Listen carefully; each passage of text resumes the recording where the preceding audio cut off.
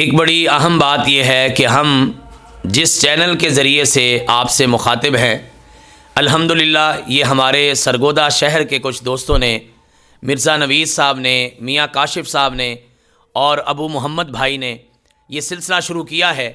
एक बड़ा ख़ूबसूरत स्टूडियो बना के यहाँ पे उलमाए किराम के बयान और उनके खुतबात रिकॉर्ड करके ये हमारे दोस्त सोशल मीडिया के ज़रिए आपसे राब्ते में होते हैं, फ़ेसबुक पर मौजूद हैं, आपके साथ यूट्यूब पे चैनल इन्होंने अपना बनाया हुआ है और इंटरनेशनल इस्लामिक रिसर्च सेंटर के नाम से ये काम कर रहे हैं। हमारी ये ज़िम्मेदारी बनती है कि हम इनके हाथ में हाथ दें और आगे बढ़ें और इनकी हौसला अफजाई करें।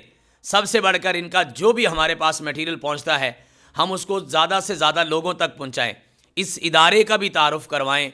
ये भी अल्लाह के दीन की दावत के लिए एक बुनियादी काम है और बड़ा अहम काम है जो आज के ज़माने में हम कर सकते हैं।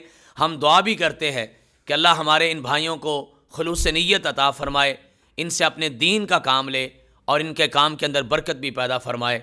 व आखिर दावाना अनिल हम्दुलिल्लाहि रब्बिल आलमीन।